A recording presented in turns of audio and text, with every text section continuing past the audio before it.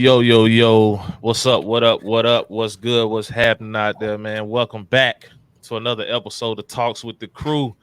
As you can see, we are back once again, coming at you with another week, new information, new episode. And of course, today we will be taking a deep dive into the LSU Tigers. But before we go any further, you know I got to bring on my co-host.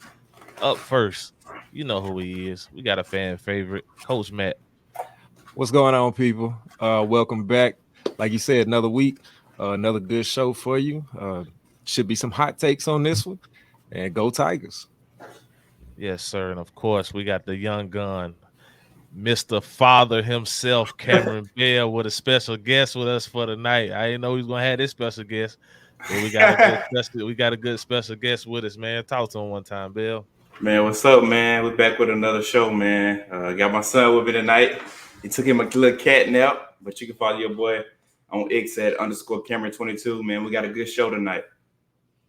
Yes, sir. Yes, sir. And of course, before we go any further, man, make sure you like, comment, subscribe, share. You know, get us out there in the algorithm, man. We it's about to start heating up. We every week we talk about this. We getting closer and closer to football season, man. And the takes really gonna get hot and really gonna start coming along, man. So without any further ado, we gonna step inside the locker room, man. Of course, like I said, we gonna feature the LSU Tigers, my squad, Matt squad. Of course, we got Bill. He's a big Ole Miss fan. Of course, we got our little banter going back and forth always, man. But at the end of the day, it's just healthy competition. But without further ado, let's step into it, Matt. Yeah, man. So looking back at this past year, this 2023 record, 10-3 overall, 6-2 in the SEC. I know coming into it, there were probably higher hopes than what was put out there, especially on the defensive side of the ball. You know, LSU did not perform well at all when we're talking about that aspect of the game. One of the worst defenses in college football last year, actually. And a lot of analysts look at it as far as this last season. You look at the offense they had. If they had any kind of defense, man, if they even had just a top 35 defense in the country, you're talking about a team that could possibly go win a national championship. So, some disappointment on that end, but still at the same time, 10-3 overall, won the bowl game, Heisman Trophy winner in Jaden Daniels. So still some success, but not where Brian Kelly wants these LSU Tigers to be just yet. Bill, I know, man.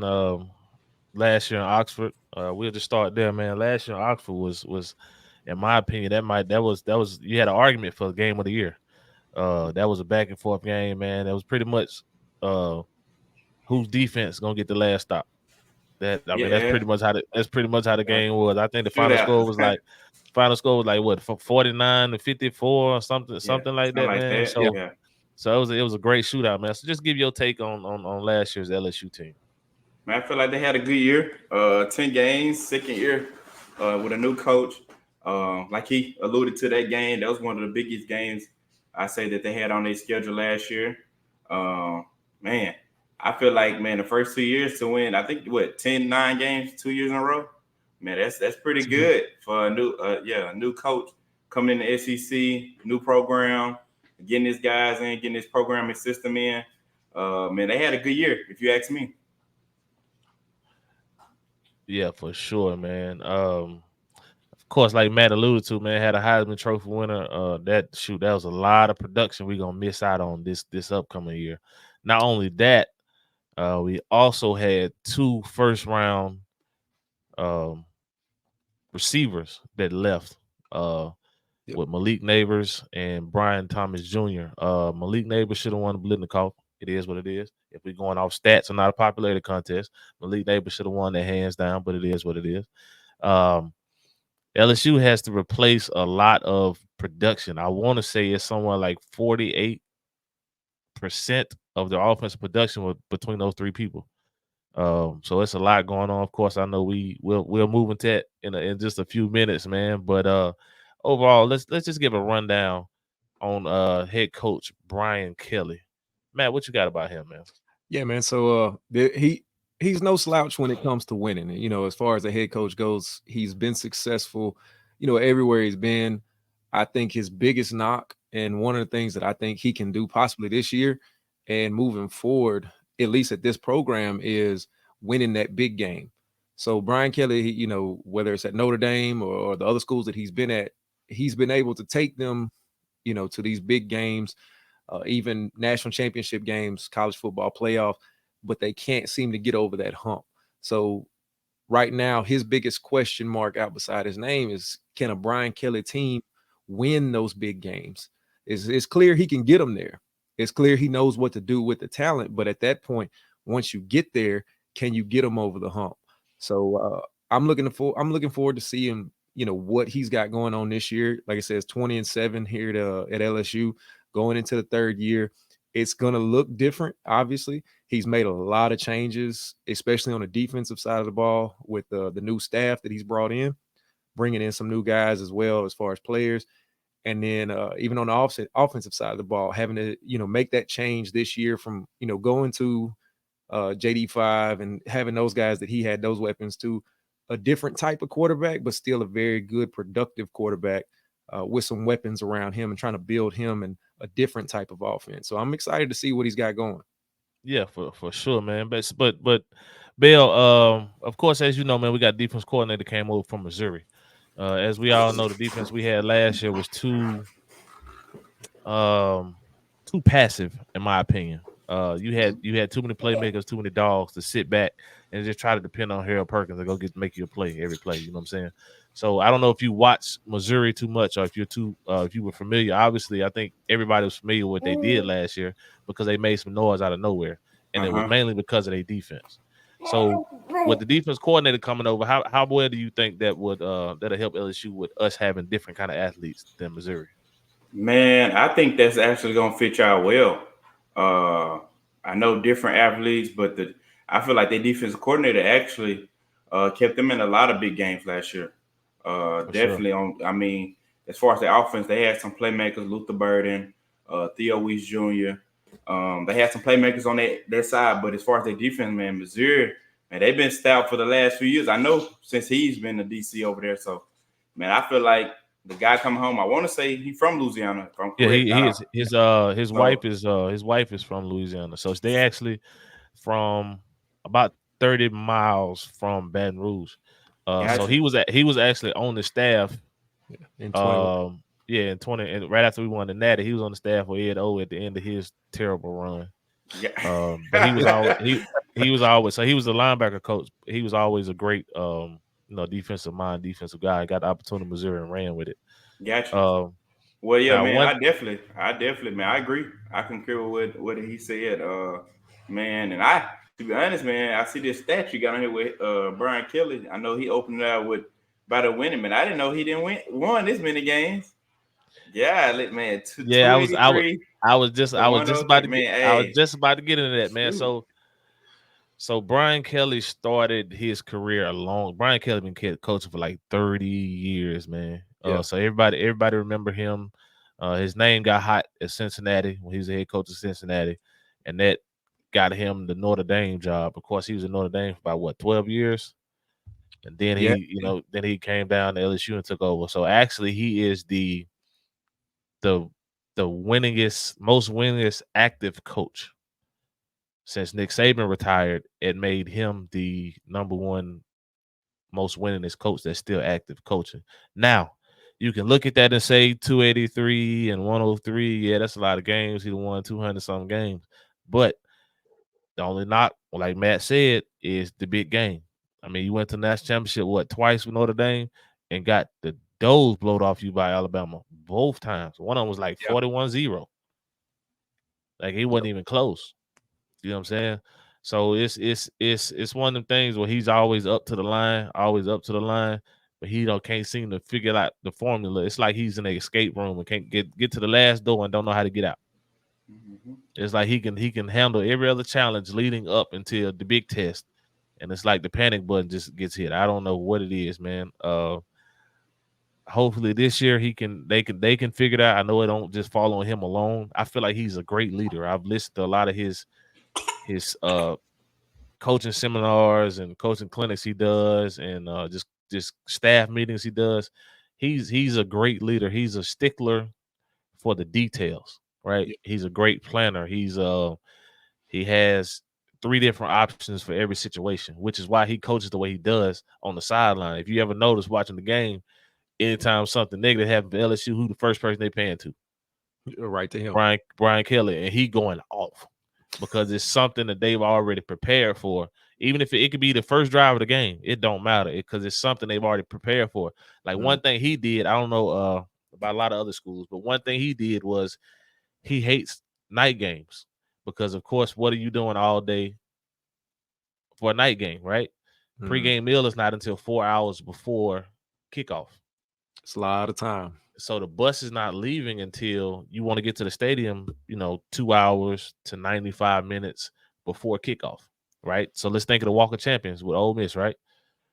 What time do they walk through? About around the It's same time you said. it's always Yeah. 2 hours and 15 minutes Before prior to yeah. kickoff, Uh-huh. because it's gonna take that 15 minutes from the bus for them to walk to the locker room, right? So that Right. gets you right at 2 hours, which is why the gates open 2 hours before or 90 minutes before the game, right? Right. So think about, it's another conversation we had earlier in the text message. For everybody that don't know, we were talking about the schedules got released by the kickoff or window times. A lot of SEC schools, a lot of them got night games. Some have early games. It's hit or miss. But Brian Kelly was one that does not like night games because you just have players sitting around, right? You either getting too lax, you lose focus because they still got their phones. At the end of the day, you can try to take your phones all you want to, but then in today's era, they just gonna jump in the portal over a phone.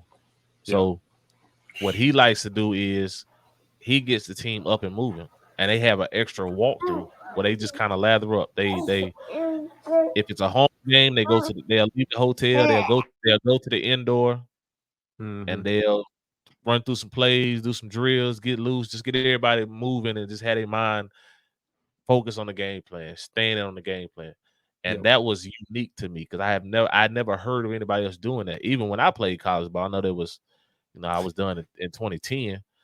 But even with being up to then, I had never heard of anybody doing that. Even on the road, they find somewhere to go. It might be a local high school, even if it's just the parking lot of the hotel. They Right. find somewhere to go to get everybody up, moving around, and doing something, man. So hopefully he can get the formula, to kick the door down, to be able to do what he needs to do. And I know one of the people he's depending on to lead the charge will be Mr. I know we got Big Foe on the basketball team. This Big Foe on the football team, Mr. Harold Perkins Jr. Yes, indeed. So, man, looking at this guy, he is instrumental as far as this LSU defense, and he has been. You going back to his freshman year, the guy was a different kind of animal, even as a true freshman out there playing in the SEC. The way he dominated in a lot of those games, just the fact that he had this ferocious mentality about him, that he was just going, nonstop, constantly attacking. And I know last season he didn't early on. There were a lot of times, a lot of instances where he looked like he wasn't kind of figuring out where he fit in with the defense, especially as far as, had a new DC take over. You had Matt House come in, and again, their new defensive coordinator. He was there the previous year. He was the linebackers coach, so he had left, gone to Missouri. So now you got different coaches. He's being put in a different situation, different positions, being told different things, and having to try to adjust to these different fits and different schemes. And he got to the point to where he even said it. He was just thinking too much. He wasn't going out there trusting what he saw and just playing. He was having to think too much, overthinking. And even still, you can see second team All SEC this year. He's preseason All American, and his stats both year were still very comparable, very similar. A lot of them were even identical as far as, sacks, not sacks, but forced fumbles, even interceptions. Tackles were about the same, but there were instances where he just couldn't get that motor going and keep going high speed like he was that freshman year because he was having to think too much. So moving into this 2024 season with the new DC, familiar face for him, familiar coach. He's already said he loves what he's doing. He loves the fit. It's a different feeling for him. He doesn't have to sit back and just overthink and think, process all these different things. He can just go out there and fly around and play. And a guy like Harold Perkins Jr., when he can do that, he's going to be dangerous. Yes, sir. Don't let me cut you off right here, but we got my guy coming into the building, man. Uh, I'm sure y'all done heard his name several times on this podcast. So now you get to put a face with the name. We got our guy, Coach Jerry Marion. Yo, Man, what up, man? What's Uh, good? Man, I'm just glad to be here with y'all, boy. Sit around, talk with y'all, man. I've been wanting to ask Coach Cam to get on, man, but I was like, I feel like he'll ask me sooner than later, so I'm glad to be here. Been to Man, talk for a minute. man, uh, you my guy, man. You ain't gotta you could have asked. You ain't Yeah, gotta sit around and wait, man. You could have asked. Anytime you more than welcome on this platform with us, man. You good in my book, dog. sure. But man, we were just talking about LSU a little bit. You came in on the right time, man. So we were just talking about Harold Perkins Jr. Just give us your thoughts on Big Perk, man. Man, I caught a little bit what Coach Mack was saying, but yeah, I feel like he a dog. You know what he brings to the table. I feel like last year they put him in a position to where it was too much of him not just being able to go out and play. He had too much, worry about it, too much to do. So I feel like if they put him in a position where he's just there to just play ball, he gonna be a wrecking force regardless, of where he at. But I feel like he a dog for sure. They just gotta put him, let him play ball. Don't give him Y- too much, try to do stuff like that. Yeah, for sure, man. So Bill, I know you a rebel blackbeard fish, land shark fish, colonel, all the other stuff. But you got to call a spade a spade. Everybody know Perk that deal. yeah. So what are the thoughts going into it as a competitor, knowing you have to face him and game plan against him? What are your thoughts as you prepare for him? I don't know, man. What do you do? Like the dude, he just to me his impact is like I kind of compare. I know they play different positions, but he get an impact to me of like a Tyrann Matthew. Like, he a game changer. Like at any given time, he can do something to change the total sum of the game. Like whether it's a sack, a momentum tackle. I'm talking about like he can change the game at any time. Uh, Game planning for this guy, I really don't know what you do. Honestly, if you double him, you're gonna leave something open for somebody else to make a play. I say just keep the ball away from him much as you can. That's my answer. Me personally, I'm gonna answer that same question I asked you. Me personally, game planning for him, we gonna run at him. We gonna attack him. Okay. We running everything zone. So we gonna either get 11 personnel or we getting in 21 personnel, and we gonna attack him. If you bring the motion to him, you got a pulling guard, or even if you run the zone, it's likely to end up in a double team. So he can't really make the plays he making because he getting banged every play. He getting contact every play. So I'm gonna make him have to be an athlete, and him being the type of player he is, it's the only knock on Perk. The only knock I have on him is sometimes he try to pull the cape out where he don't have to. Instead of just trying to take on the double team or trying to flip the puller, he want to try to slide around him, Yeah, uh, get around the block to try to make a play, and He have sometimes to he'll play. give up he'll give up the edge, or he'll He, go too wide and create a cutback lane or something like that. But when teams mess up, which is crazy, they making all this money. I'm no football guru, but I know enough how to take away your best edge player. It's not like he's playing D tackle or he playing middle linebacker. He on the edge. mhm. Mm-hmm. The way you take him, he operates on speed. Prime example: Arkansas 2 years ago at Arkansas, Yep. he won us the game. Yeah, I remember that. They had him as a quarterback spy on the edge. Only thing he did was he lined up on the side of the running back, looking for a read. Yep. Quarterback pulled it, he went. Didn't matter what the play was. If the quarterback kept the ball, he went. He had 2 forced fumbles, 3 sacks, and I think he had the game winning ceiling sack, didn't he, at the end of the game or something like that? I Yeah. And think that so. guy was supposed to be like the fastest kid out of Texas when he graduated. Yeah. He ran like a 4.3. That's the quarterback. The Yeah, the Hornsby one that dude. Yeah, that dude. Malik Hornsby that He had transferred some out. wheels. He had to go after they made him look like that. He had to go. So that's just my take on how it would be, man. But Coach Jerry, man, we come to that point where we're trying to support y'all, man. So just talk to people a little bit what y'all got going on at Plantersville, man, and what y'all are looking for and the different opportunities y'all provide.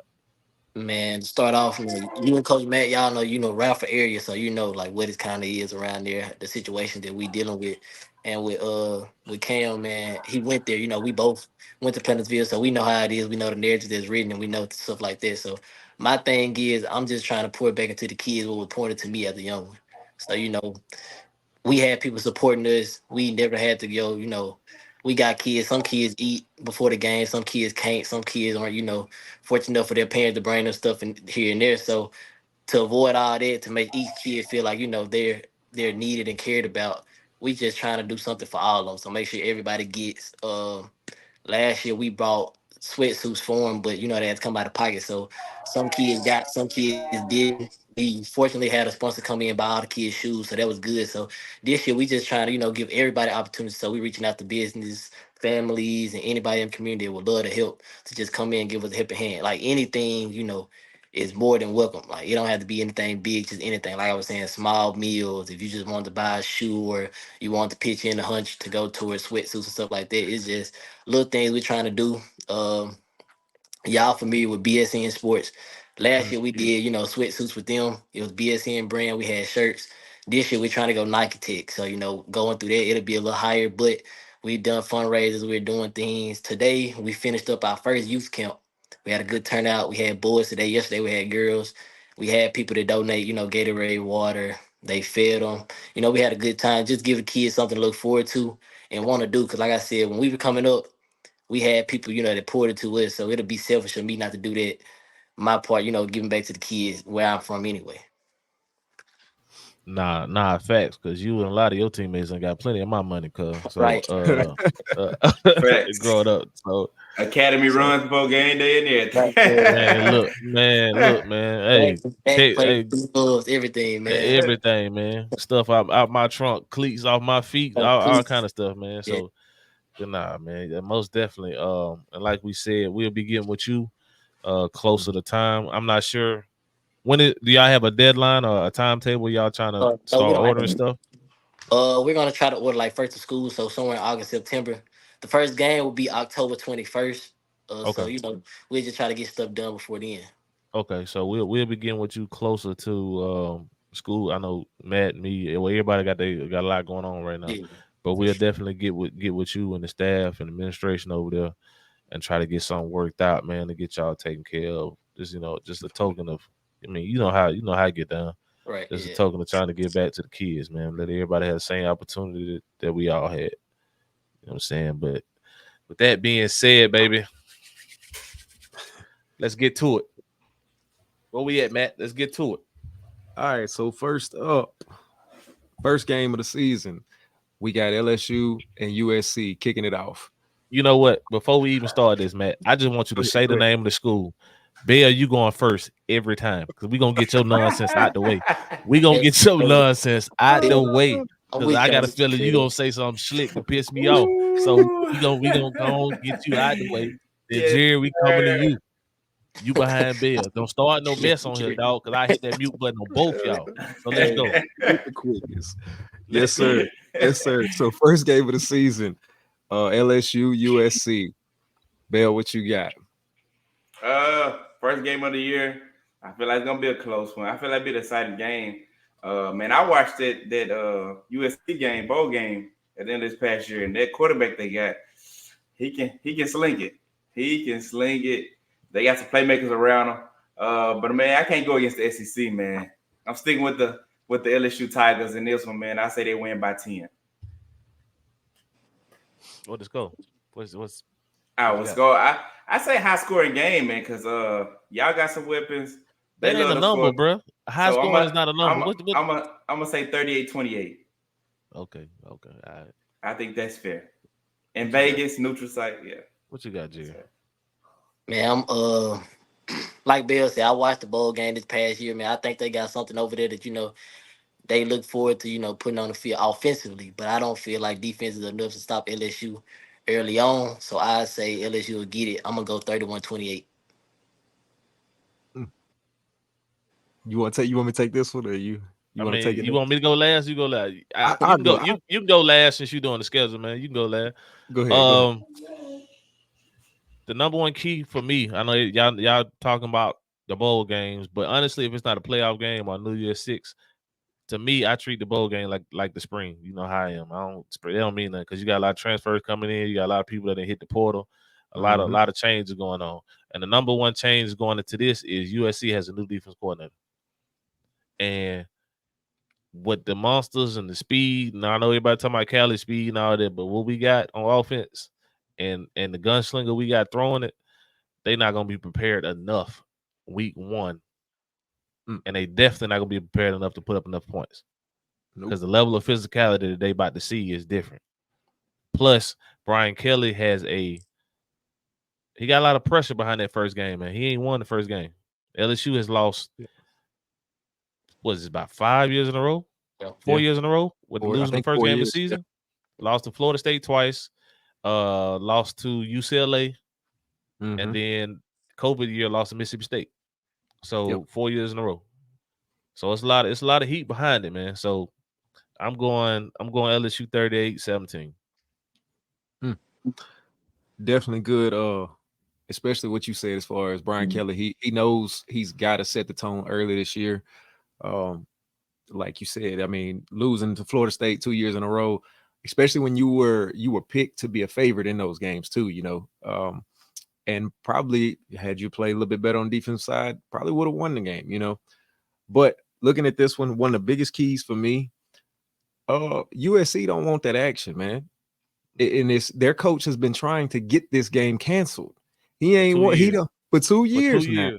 He ain't been want there but 2 years. That man ran from the SEC and saw this game and tried to get it off the schedule. Stop playing. Because he knew what was coming up, man. He knew his prima donna QB was gonna be gone.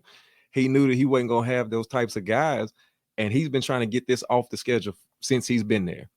That to me alone, and like you said, just the talent in the SEC, the speed, the physicality that they're gonna see, the need to win this game and win it big for Brian Kelly and these LSU Tigers. Like you said, I got them big. I'm gonna say probably go 31-14. Okay. So next up, I think we can all agree on this one. LSU, they got Nichols. Blowout. 40. Next. Yep. Exactly. So from there, LSU will travel to South Carolina. Good game. That's a good road test. SEC matchup. No, it ain't. I still got LSU, man. You want to say something? He said LSU. I heard him. He said LSU. I heard that. He said go Tigers. All right. LSU, man. I say LSU by 21.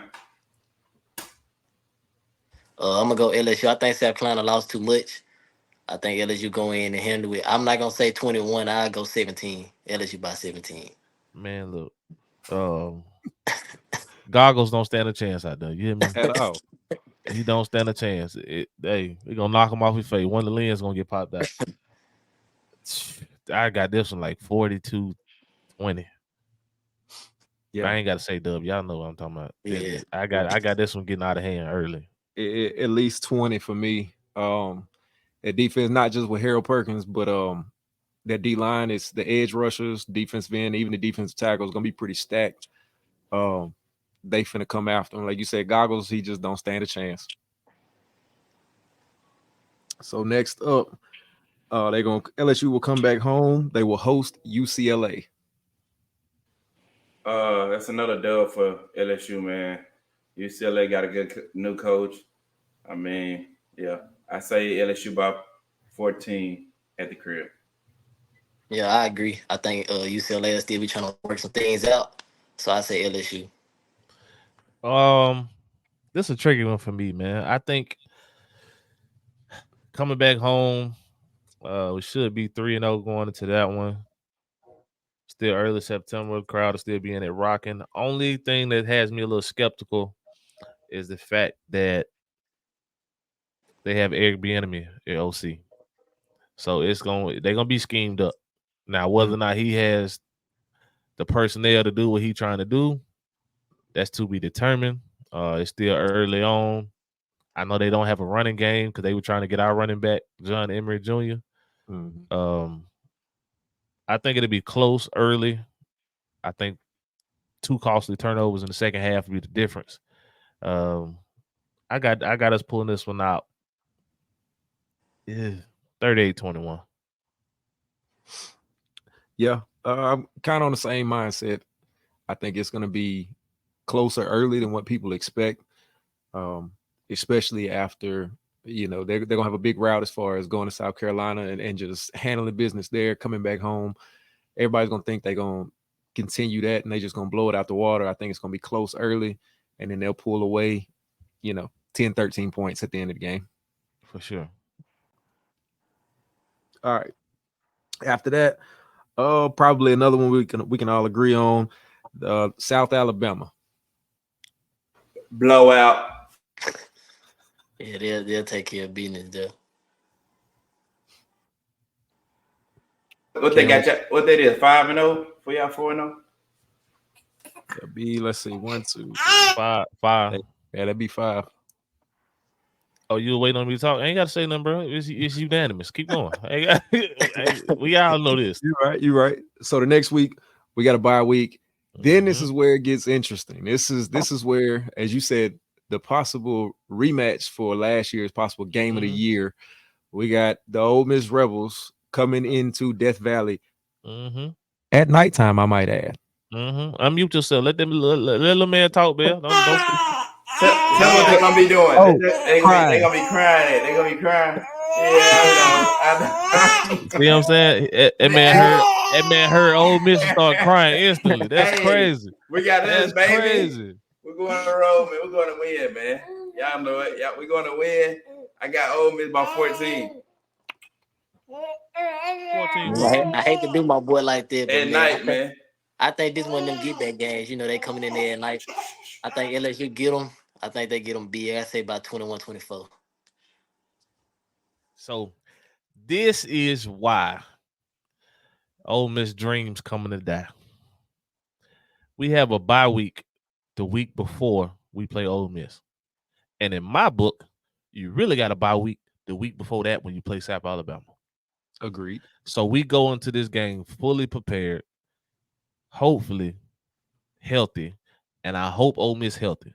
Because after we lay that lumber, no diddy, after the strap come out, I don't want no excuses about who was missing, who wasn't there. This person was sick. This person hamstring, camp injury. I don't want to hear none of that. I hope everybody is full strength. So he said Ole Miss by 14. You know what you said? I'm sticking with my prediction from a couple weeks ago. 38-24 Tigers. And the band playing Nick. Jill, what you say? I said LSU by 21. Skunk. 21. Past the sticks. Man, when you go in there like Coach Cam said, man, they coming out basically 2 bye weeks. They got this one circled. They let that one get away last year, and you coming in there at night, and they gonna be ready to play ball. So I think they'll get y'all. Yeah, man. I look at this one and I got LSU all the way. And we talked about this when we previewed Ole Miss too. But man, the defense completely revamped, reshaped. New defensive mind in there, better defensive mind in there, and that was the biggest knock on us last year. And like Coach Marion said, man, it's a get back game this year. It's you coming to Death Valley at night, rivalry game. Man, them boys they're gonna be ready to like Cam said, they finna get the strap, and it's finna be on. So now, I got them by. Before we move, go ahead. What you got them by? I got them by 17. Ooh, what's the numbers to that? Ooh, I'm gonna say 34-14. Okay. Now, Bill, before we move past this, please explain why you said by 14. What's your reasoning? Uh, I believe we get the job done. Um, I really I like y'all DC, but I think we can score 14 on y'all with the talent we got. To win by 14, I feel like we got a better defense. And then I just feel like we got more depth. I think the last time we came, we won this. I feel like as far as healthy wise, and then the depth we had, and I feel like we got burnt out. I feel like this year though, we loaded. I feel like we got some depth. I feel like we got some key pieces, and I just feel like man, Lane gonna be in his bag the whole game. I just feel like y'all ain't gonna be able to stop us. I ain't gonna lie, this is my undisputed. Y'all Okay. don't even Okay. know the man for real, man. Okay. So this is what I'm saying. Okay. So I get all that. Y'all got a bunch of key pieces, but here's my issue going into this game. This game is played October 12th. So what is that? Week 7. Mm-hmm. Y'all got cupcakes all the way up into this. And on offense, y'all got too many alphas, ain't but one ball.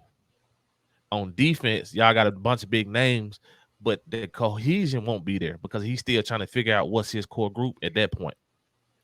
You always go through camp, you got people that's nicked up, you know what I'm saying? You got people that's this issue, that issue.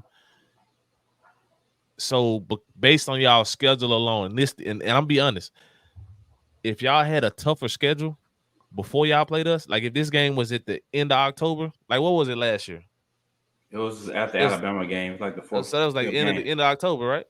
I think so. Or Yeah, that was like mid October. It was about the mid same time. October. About the same time, It about mid October. Yeah, but it was at the big game. I mean, we right? lost, and so it was like Right. a bounce And then back. y'all was at home, and then our defense was hot garbage. So if I think if y'all actually had a decent schedule, where y'all actually played some comp before us, I would be more iffy about it. You know, we gonna have to pull some rabbits out.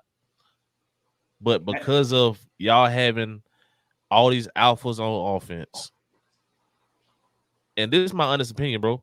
Y'all got rid of Judkins, but I feel like y'all brought in 3 more. Because everybody y'all brought in number ones.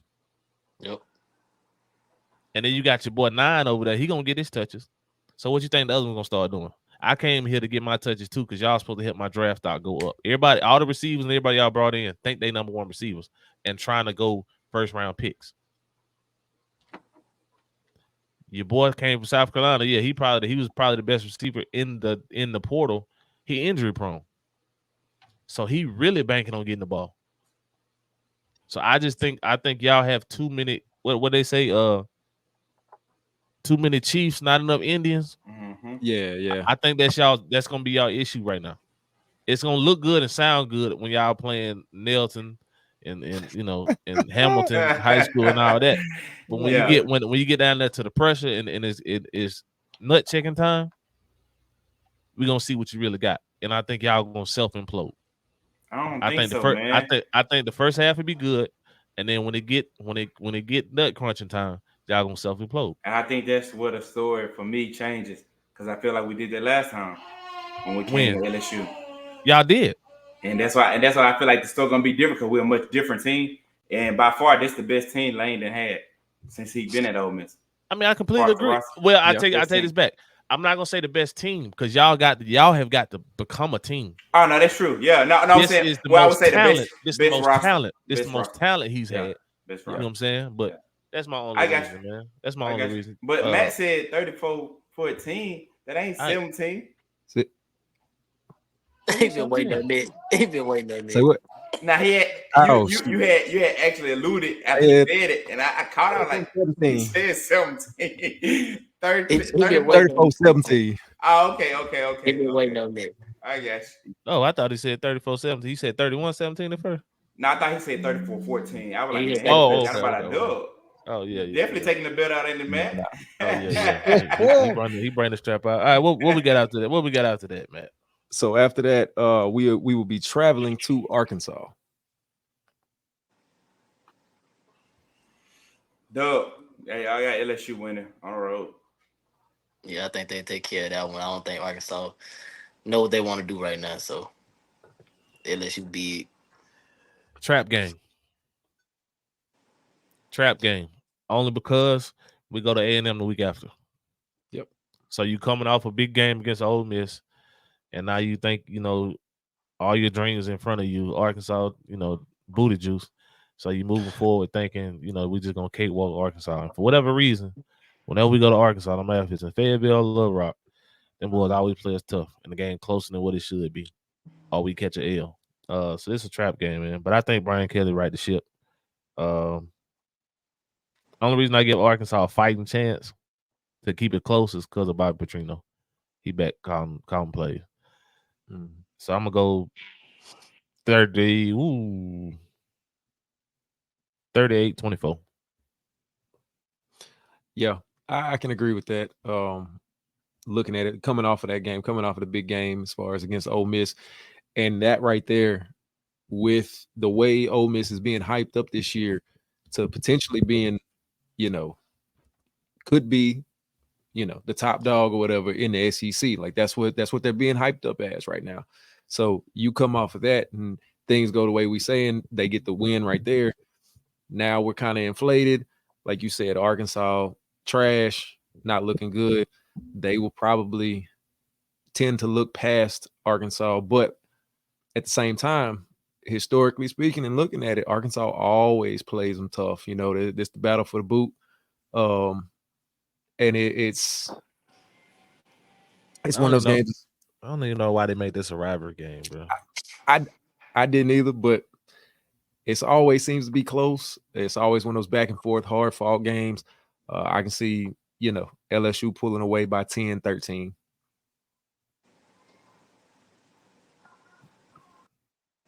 So, like you said, after that, we got A&M going to A&M. It was a good rivalry game. I don't really know much about. Now keep in mind, Bill. After A&M, we got a bye week, so. Gotcha. Yeah, I got you. I think there'll be. I mean, close at first, y'all pull off.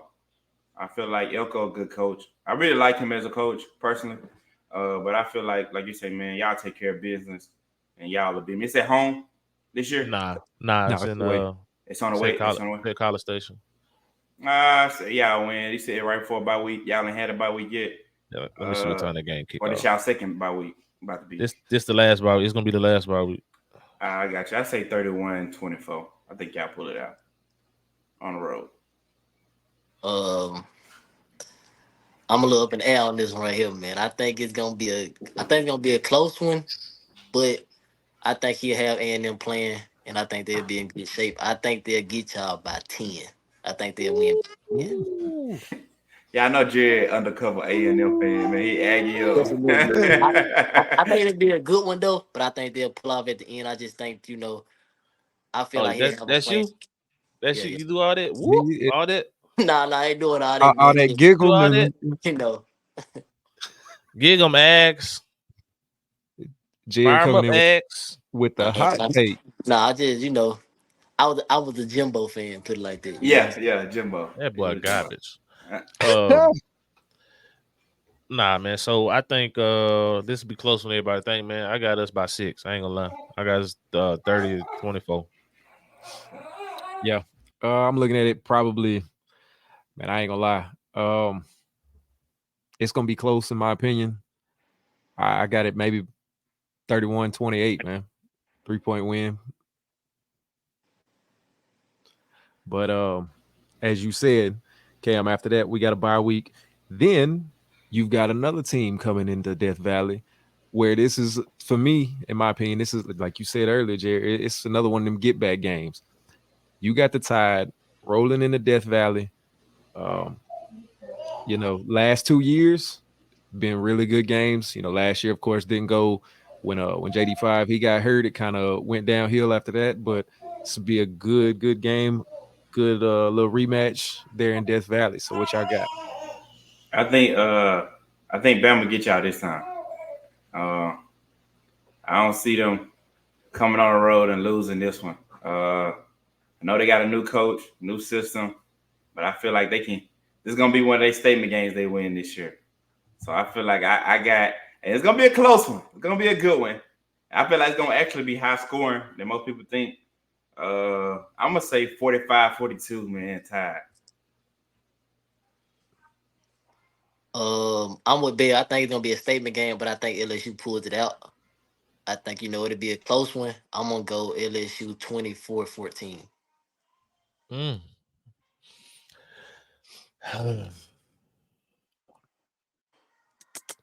Alabama, Alabama, Alabama. Now, new staff coming from Washington. I don't know what they're gonna look like on offense or defense. I know they still have some guys. They lost some guys, but the only piece that scares me is Jalen Milroe because Yeah. that dude is a carbon copy of what we just lost at quarterback, except he runs like a running back. Mm-hmm. And from the videos I've seen, he been putting in work throwing that ball, man. Like this offseason training. Now, who's he throwing to? I don't know. Because his number one target is now at Texas. Brooks, didn't Brooks transfer out too? Number 7. Yeah. Mm-hmm. He Yeah. transferred out too. So I don't know who he throwing to. Running backs, I don't know, man. So my only thing is, can our DC scheme up enough? You ain't gonna stop him, Yeah, the but slow. Can you slow him down? Can you do enough to keep him contained enough and bottle up enough to truly turn him into a passer? Like you gonna have to show me you can throw that thing. And if it becomes a passing game for Bama, I like our chances. Agreed. If Jalen Milroe can run and throw, it's curtains for us. But I think being in Death Valley, at this point, we beat Ole Miss. I got us being undefeated. We see what's down the line. We see the chances we got. I got last second field goal, man. Mm. 34-31. Mm. Yeah. Man, like you said, Milroe, he's a freak, dude. Dude's a freak of nature, an incredible athlete. And if you look at last year's game, that's what really tipped the game in Bama's favor. Like he was running all over us all night long. There was nothing we could do to even slow him down. Bro, that man Uh, had 4 rushing touchdowns and no passing TD. yeah, right. Which is why, like, I mean, you look at him, like you said, his throwing mechanics, they've gotten better. Who's he going to have? What weapons is he going to have? That's yet to be seen. We know he still can make the plays with his legs. I think with Coach Baker at DC, I think he will be able to do a better job with the talent that we've got to find a way to slow him down. Obviously, he's still going to make his plays. Milroe still going to get the yards. He's going to get some rushing touchdowns. But if you can hold him to one rushing touchdown instead of 4, then you got a chance. Like you said, if we can force him to throw the ball, then I do think that's the way that we'll be able to pull this win out. And ultimately, that's what I got us doing. I think we'll be able to scheme enough and slow him down enough to where we can force him to be in that pocket, throw the ball more. And at that point, I think we'll be able to pull away, Cam, like you said, with a 3-point win. I'm going to say 27-24. Bill, check your phone right quick. I'm hopping off. My man, son acting up, boy. All Gee, right. Hey, you got to handle your business, man. We understand that. But let's keep it moving. So we still got a little time. So next, after that game, LSU will travel to Florida. So what y'all got? I got LSU, man. I don't think Florida. I think by this time Billy about after though. It's time. That's how I feel. I feel like they got a chance with the young quarterback coming in. I just don't know if Florida. When we say Florida back, I don't really see it. I ain't gonna lie. I mean Jordan. I mean Jared may feel different, but me, nah.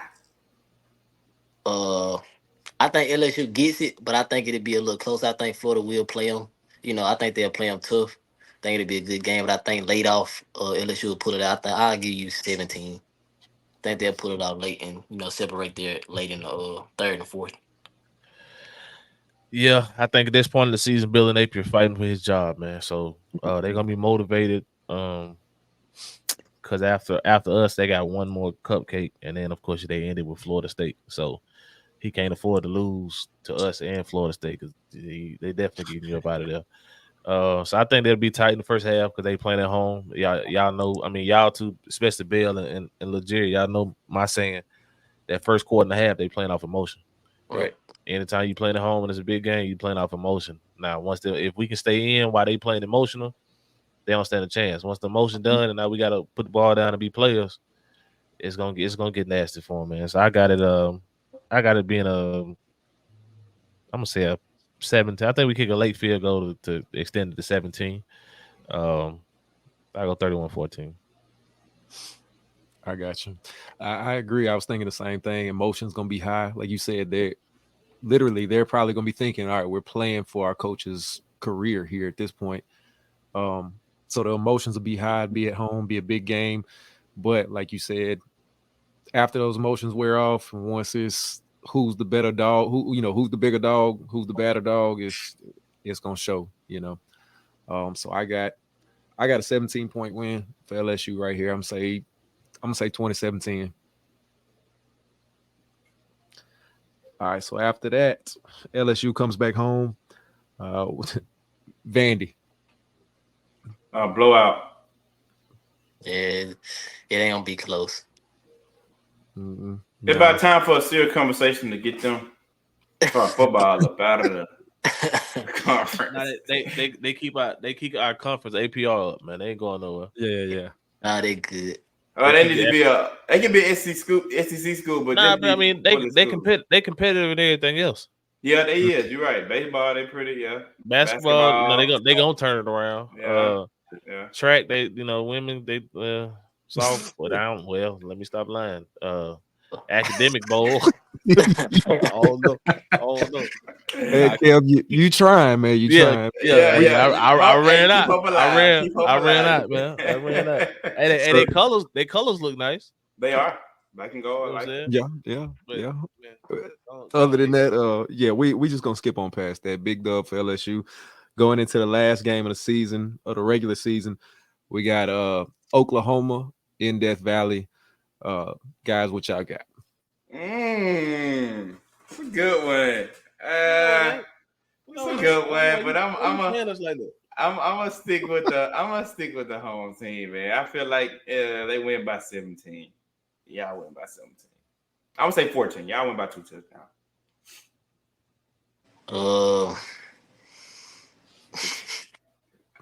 I feel like you gonna say something crazy. I ain't gonna say nothing crazy, man. I think LSU gets it.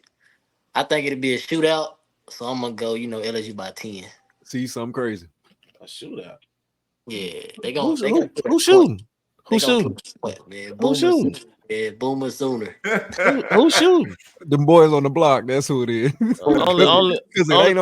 Only thing they shooting is that musket when they come out the tunnel on their little wagon. That's it. There ain't no other shooting going on. It's over with. Oklahoma went through an SEC schedule at the end of November. They broke up, beat down. Sorry, trash booty juice. It's over with. 21 skunk. Pass the sticks. Let's go on to the SEC championship where you're gonna see a rematch with Ole Miss. That's my take. Hey, that's all he wanted to hear right there. Did it? That's my take. Okay, Cam. Hey, we agree on something now. Look, I agree with you though. I think Oklahoma they don't have what it takes this year to get through the tough SEC schedule they got, and then once you get to the end of it, then you got to go to Death Valley. No, man, that's yeah. It's gonna be a murder, like you said. It's gonna be fast and quick on them. Pass the sticks next. Yes. Well, as you can see, I'm pulling one of Bell's tonight. 12-0. Bump what you talking about. 12-0. I was sure about to ask you about that. 12-0. You heard what he said. You heard what I said. 12-0. Now I was just looking at our schedule earlier when Matt put something in the little chat, and I was like, you know what? Yeah, he really ain't lying. Like, we really can run the table. We get through y'all, Bama. First of all, we keep our head on straight. Don't get too high off a win. The way our schedule set up, man, is Brian Kelly ain't got no excuse this year. No, like, I'm sorry, you ain't got no excuse. This is his year to prove that he's the coach that everybody thinks he can be. I wish we had this schedule last year. Yeah. Yeah. For real. But we go to the point of the show, man. Say what you say, Bill. Say what you say. You got a lot on your head right now. I see that. Now face. I'm gonna go to that last statement. I can see that. The LSU and Ole Miss rematch in the championship game. I can see that, man. I can see that happening. I ain't gonna lie. Hey, or somebody got to go though. That's what I'm gonna say. Somebody Y'all already gone. They already gone. Yeah. Y'all already gone. If we No. undefeated, y'all already gone. No, I don't see Y'all it. 11-1. 11-1. Okay. It sounds good, but yeah, I'm back on that. LSU, Ole Miss, SC rematch championship game. I like that. You hit it off with that one. I ain't gonna lie, it sound real good to me. If they have, we probably got to go, y'all. I ain't gonna lie, we probably got to pick up. We probably got to go, man. We got to that would be a good one to go. For real. We got to do it. Yeah, it depends on what everything look like. Start First of all, you know how them tickets is. Man, I know they're gonna be high, but I feel like it worth it. You know what I'm saying? We ain't gotta have luxury seats, you know. Well, listen, I'm not. We ain't gotta sit nosebleed, but I'm just man. Bro, you forgot I live in San Antonio, Texas. I'm not gonna go all the way to Atlanta, Georgia to sit at the top with Jesus and the 12 disciples. It's not happening. I got you. But now, I for real say what you say. I don't see y'all going undefeated, but I do see us in a rematch in the championship game. I don't see y'all going undefeated. Man, you ain't got to see yourself off the screen. What you got, Jerry? Man, like you said, y'all keep your head on straight, man. Y'all can run the table. I feel like, y'all got a few games in there that's gonna be some of those games that, push out to the test. If y'all get past them, I see y'all run the table. Y'all can get to Atlanta, but it's all about, how y'all bounce back from those big games y'all gonna be in. Yes, sir, for real. What you got, Matt? Man, I agree, dude. This year it's that year where LSU can say, all right, we back. This is our year. You got a couple games, especially the Ole Miss game, Alabama game, that those two, in my opinion, are going to be the toughest battles they're going to have this year. If they can get the defense where they need to be, and if they can, kind of scheme this offense around Nussmeier and not expect the offense to be what it was last year, expect it to be something different, but still get that production out of those guys, then I think we got a really good chance of running the table. Just got to be able to stay healthy and do what we supposed to do, play our ball and not let other teams dictate to us what we do. I feel that. Mine, nice and sweet, nice and simple. SEC championship, going to the playoffs. You heard what I said. You heard what I said. Swear for God and two white men. So that's all I got with that. Now, Bill, before I know you finna jump off. We got a little question we gotta answer. I know you gotta get off, man. So had the idea. Not sure if you're gonna be able to jump on with us on Friday. I got a guest coming on for that also, man. Got your boy, the one, Tank Davis, Frank Martin, fighting this upcoming Saturday. Yes, you heard what I said. Talks with the crew is going boxing this week. Give us your take, man. How you? We all know who you think gonna win. Just how you see it playing out, and just give us your take. Man, y'all know I got my boy Tank for sure. I got Tank in 8. I feel like it's close to first. I will say this: I do feel like Frank, man, that's a real opponent. We can't overlook this guy. I'm gonna say he a young gun. He hungry.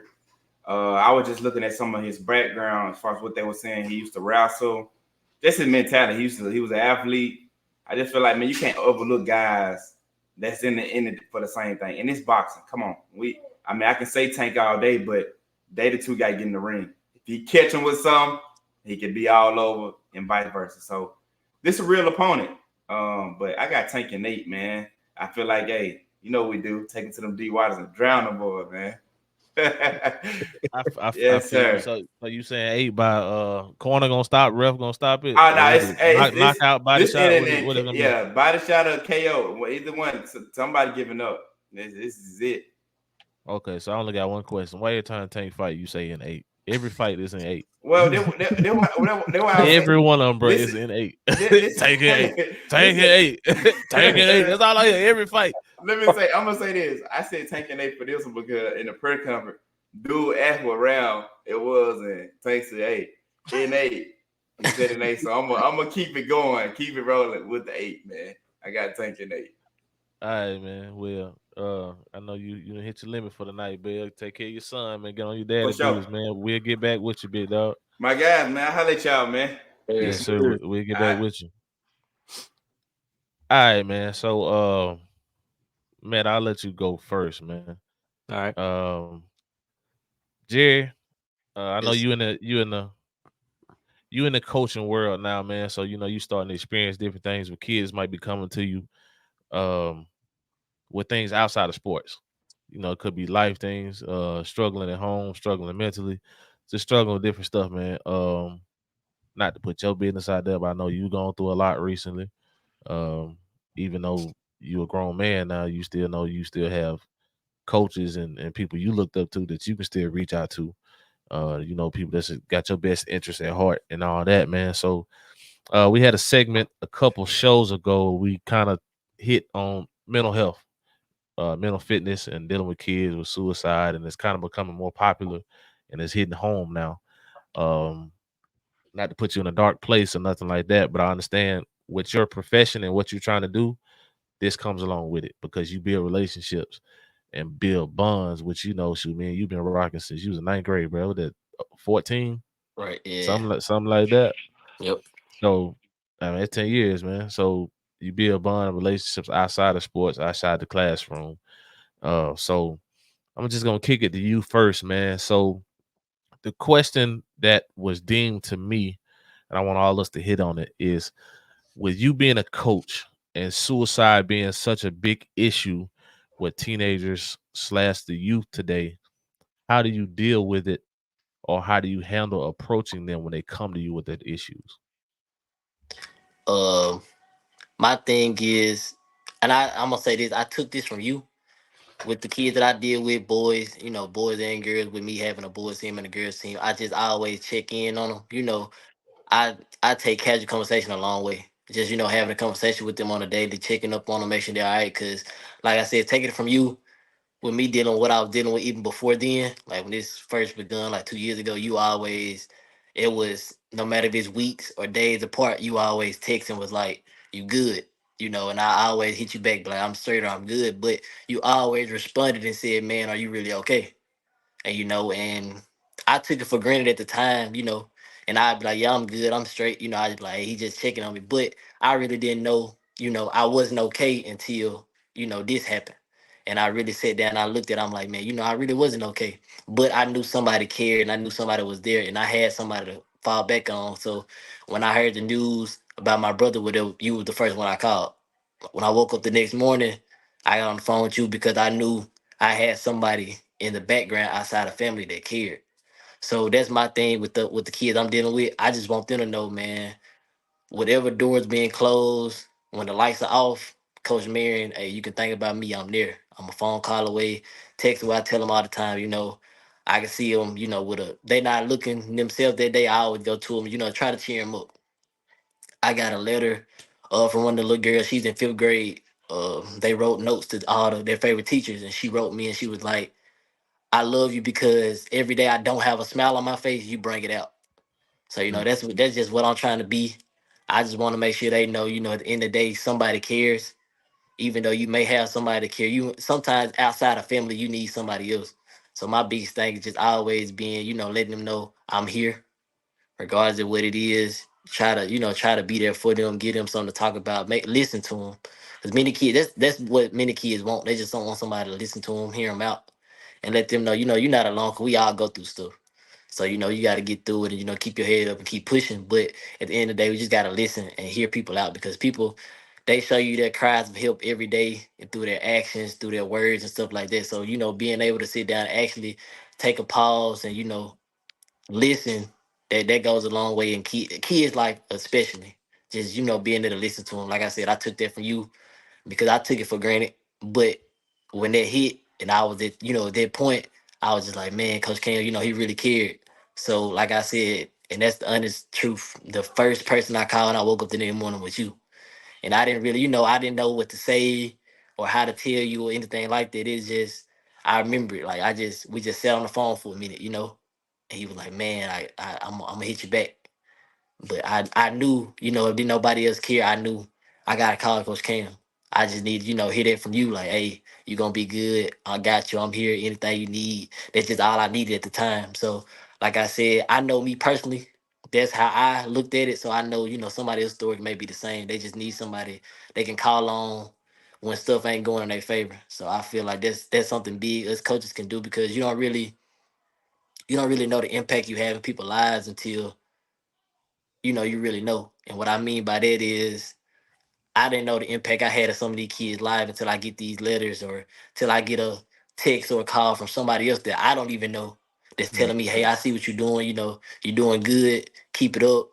The kids really love you, stuff like that. So, you know, it goes a long way when you actually know the impact you having on people's lives. And I feel like that's something big you can do is just always stay in somebody's life and just listen to them. Yeah, for sure, Mhm. man. Matt, what you got, man? I know you back in the coaching space now, so you back dealing with young men, gonna be back teaching, so dealing with young women. So Mhm. so what's your take and your approach on how you handle it? For me, man, it's all about building relationships. You know, we don't know what these kids are going through outside of the classroom, outside of sports.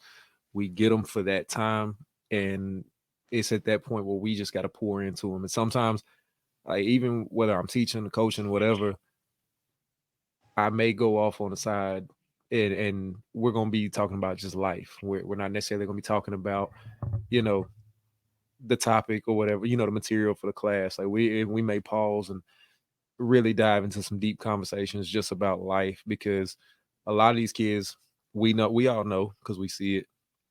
Some of them don't have people, they don't have, or even if they do, they don't have positive people around them trying to build them up. A lot of them, they're being broken down once they leave the school, once they leave the football field or, you know, the field house or the gym, whatever it may be. So just trying to build relationships, constantly be positive, positive influence and light in their life. Um, just like Jerry was saying, just always showing that you're there for them. And once you get to know your kids, you build these relationships with them, you understand and you know, all right, something's off with this guy or something's off with this girl. Like you can tell. And that's when you use those relationships that you built to go in and be like you said, how you said that you had that the girl that said even when she doesn't have a smile on her face, you bring it out. You know, you can tell when your kids and your players are going through something, they're off, whatever it may be. And sometimes that's all it takes is for you to come beside them and crack a joke with them or something like that, or just let them know that you actually care for them, you're there for them, you trying to build them up, you want what's best for them, in all aspects, not even just with sports, but just outside of sports. You trying to build them and build different characteristics so that they can be successful in everything in life. And I think that goes a long way, probably more than anything that we do as coaches and as teachers or anything like that. So, For sure, man, for sure. I guess it's funny for me because I never saw myself being a coach. Never saw myself working with the youth like that, man. But just like how Jerry said, you know, he learned from me. Shoot, I learned from Coach Carter. right. Like I had my parents in my life around every day, you know, heavily involved or whatever. But it's different when you have another young, in my case, another young black man who, by the time he came into my life, my junior year, I was already turning into who I was as an athlete. So my name was, you know, not just reaching the area, my name was reaching across the state, you know, Mhm. across the region. But he cared deeper than just me as an athlete. It was me as a person. You know, I spent a lot of time in his house. I was around when Deuce was, you know, 1, 2 years old. You know what Right. I'm saying? So for me, man, it's more about, I think both y'all touched on it, man. It's just more about learning. I'm not even gonna say learning the kids you're around. It's about building a bond and a true loving relationship with the kids you're around. I know some people won't understand it. Um, but the more you talk to the kids, the more details they give you, you'll know what type of direction or what type of avenue you need to go down with them. You'll understand that you can give them. You might not be able to give them everything that they're missing, but you can give them enough in that moment to show them that, hey, if this situation, that situation, whatever happens, I'm always here. I might not be that physical, like Jerry was saying. I'm 12 hours away, but he know, and I ain't got to say it for myself, but he know if he ever needed me to slide to the house, I'll slide. Like I might not can handle every situation, but I can help. Even if we just gotta sit there and chill. Like if I just gotta just sit in his presence, make sure he's straight, he know I'll do it. I mean, it won't be the first time, man. Just like and then another thing I did, which Jerry you probably remember this. During practice sometimes, man, I would stop and have everybody take a knee or just sit down and we would just have life talks in the middle of practice. Like it just might hit me and it just might be on me that day or somebody might have been tripping in school or something. Hey man, what's up? And it was no longer coach to player. It was, you know what I'm saying? It was just me to young men. Like how can we help? Not just me. How can teammates got to hold each other, accountable. They got to learn to be there and support each other.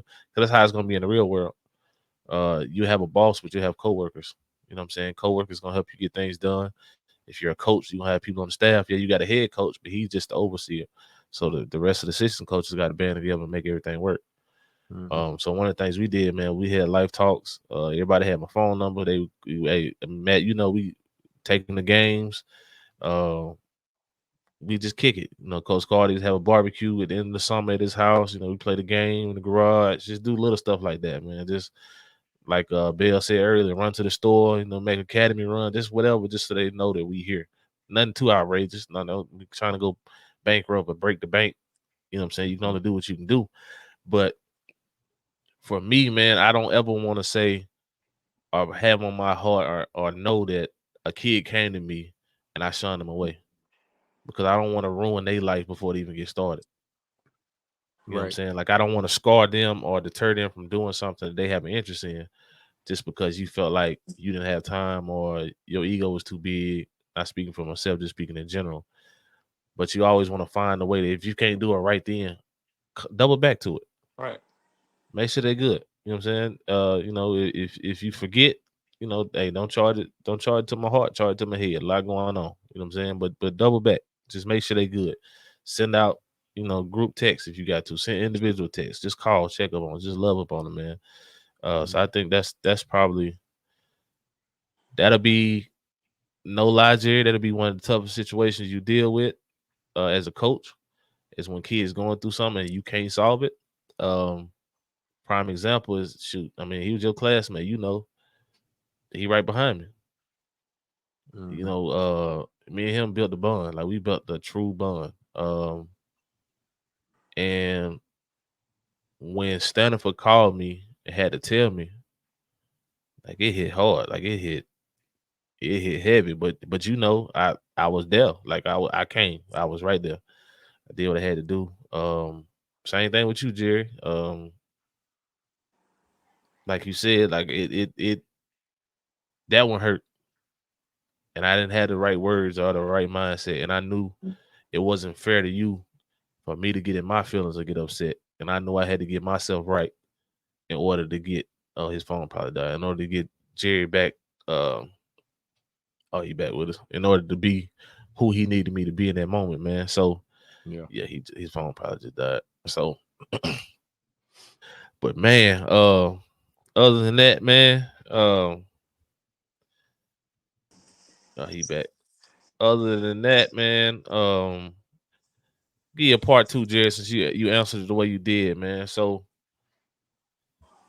still dealing with mental health and depression. And I'm only gonna ask this because you said that you took for granted and knew you weren't okay, even though you said you were okay, right? And I know it's still a daily process and you still going through what you're going through even after this time. But what are methods that you healthy methods that you are using to combat the depression and to move forward and just try to I know life will never be normal, or I ain't gonna say normal, life will never be the same all the way, but what are some methods you are using to try to help push life as normal as possible for you? Uh, Things I'm trying to do, man. Me personally, finding hobbies. Just finding hobbies, stuff, things that I enjoy doing that I probably wasn't doing before. I like now I'm fishing more than I used to. Just trying to find little things to do. To keep my mind flowing. Because I mean, I'm not ashamed to say anything, but it hit hard for me because everything with me it happened that Saturday. That Thursday, my brother, the app you call off of through whatever, Hmm. it was going through a upgrade. So some were down, some were up. He couldn't call me personally on mine, so he called my sisters. I was on my way from practice, stuck at the train. Y'all know the train in Plantersville, it sit there for years. Yeah. Hmm. Couldn't get out. I was stuck at the train, so I didn't get to speak with him that day. And that Friday, I called to schedule my visit to go see him that Tuesday. Hmm. And Friday night, 2 o'clock, Saturday morning, early Saturday morning, that's when I got the call. It was my auntie. I missed the call from my mom and my sister, and I woke up and I remember her just crying on the phone. She was just like, "I'm sorry, I'm sorry, I'm sorry." And my little cousin got the phone. She's like, "You need to get to the hospital. It's about your brother." So at that point, it was kind of like in my head, all I'm thinking is I haven't been able to hug, see, touch him in 2 years. So I all the negative thoughts were gone. All I was like is, hey, I get to see him outside of a glass. I get to touch him, get to see him, stuff like that. And the whole way there, just trying to be positive. And my dad called on the way, and he was just, where you at? I told him like, okay, well, be careful. I'll see you when you get here. He was outside waiting on me. I still remember walk downstairs, put his arm around me. We walked through the security guard thing, and the doors open. I seen everybody there. He just like, hey, he gone. And from that moment, like life just changed for me. I looked at a lot of stuff differently. As far as like I said, finding new hobbies, man. Stop taking the little things for granted. The conversations, the times you have. So like I'm trying to spend time with family, friends, and stuff like that. Just trying to do little stuff, to combat all the memories because we never know when time is, and stuff happens. As much as we hate to say it, stuff happens. We never know when. So just finding stuff to do, hobbies, hanging out more, cherishing every little moment. So every moment I get, just try to cherish it. Like now, being able to just come on and just talk. That's just something big for me now because you never know, and stuff changes in the blink of an eye, and everybody go through stuff. So just finding stuff to just keep my mind flowing. So I feel like just finding stuff to do, hobbies, and just cherish every moment, man. Every moment that you got with anybody. Well, I tell you what, man. I'm sure Matt wouldn't oppose and Bell wouldn't oppose. But any Tuesday at 7:45 that you got free that you want to jump on, just let me know. For sure. You more than welcome at any time. I mean, you can talk about what we talking about. We talking about sports, bro. Right now we previewing SEC teams, and sometimes we have conversations like this. So, like I said, bro, you family to me. You more than welcome to jump on here anytime. Shoot, you talk boxing. You watch boxing, Yeah. so you know what's going on this Saturday. Then Yep. what? Well, I get with you on the side. We have a conversation, but yeah, man, that's it, man. Other than that, Matt, you got something for us? Nah, man, good stuff, from both of y'all, really. It's tough, like you said, man, everybody goes through things. Life will kick you and kick you hard, even when you're down sometimes. And a lot of times having those people, like you said, outside of family, whether it's friends, loved ones, whatever it may be, but having those people, that support system, that's huge. And then Cam, like I've told you this before, you, Mark, Justin, y'all are like brothers to me. Y'all are brothers. Y'all are not like brothers. Y'all are brothers. So y'all just being there and just being somebody that I can talk to and come to with anything, that has been one of the biggest helps for me as far as you. I mean, you personally know my ups and downs and things I've been going through and stuff that I've had going on in life, just like vice versa. So I mean, it's big to have that, man. It's essential really to have that. We're not made to go through this life alone, and if we try to, we gonna end up failing. For sure, man. For sure. But like while we talking about on this mental health topic, just to close this out, man. do not be too proud to speak up. Don't be too proud to ask for help. Don't be too proud to go to therapy. Don't be too proud to pray. Don't be too proud to go to whoever you know really cares about you. And if you can't get to nobody, man, that number that's scrolling across the bottom right now, that National Suicide Prevention Hotline, somebody will be there to answer the phone at any time of the day. As you see, that number is 1-800-273-TALK. So that's 1-800-273-8255. If you can't find nobody else to talk to, it will always be somebody on the other end of that phone that can get you the help you need and point you in the direction you need to be pointed into, man.